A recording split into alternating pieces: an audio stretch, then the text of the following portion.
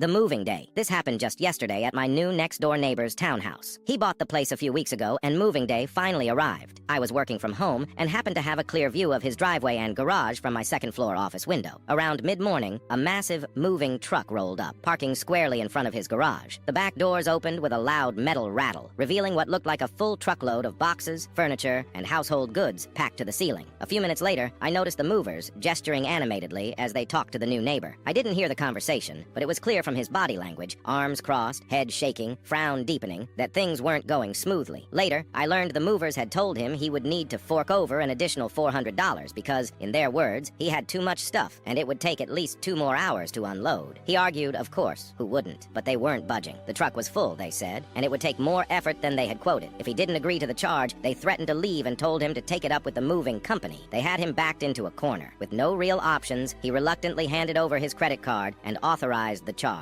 Once that was settled, the movers told him it would be easier to bring everything in through the garage, as the front door had a steep flight of stairs that would slow everything down. There was a car in the garage, and they asked him to move it so they could begin unloading. Without saying much, he pulled the car out, letting the truck back right up to the garage for easy access. From there, everything went smoothly. I watched as furniture, boxes, and plastic-wrapped mystery items were carried into the house. The job didn't even take the 2 extra hours they had claimed. It took about an hour, maybe a bit more. Once they were done, the truck was loaded with nothing but air, and the crew started packing up their dollies and straps, getting ready to drive off. That's when the real fun started. The movers turned to the new neighbor and asked him politely to move his car, which he had parked behind the truck after unloading, blocking them in. He smiled and told them that his wife had the car keys and had gone out shopping. He explained that when they said they'd need 2 more hours, she figured she had time to run errands. She'd be back soon. The movers weren't amused. They started pushing back, asking if there was any way to move the car, saying they had another job lined up and needed to be on the road. He shrugged. He wasn't rude, just calm and unbothered. He told them that he had paid for 2 extra hours, and since they insisted on charging him for that time, well, he figured he might as well get his money's worth. After all, they said it would take 2 hours. Wasn't his fault they were faster. The crew stood around awkwardly, clearly frustrated but unable to argue. They pulled out their phones, sat on the truck's edge, and waited. I saw one of them try calling their office. Another paced around, muttering under his breath. But the neighbor? He stayed inside, cool as a cucumber. Exactly 2 hours later, the front door opened. His wife strolled out, keys in hand, and moved the car without a word. The movers jumped into the truck and took off, clearly fuming.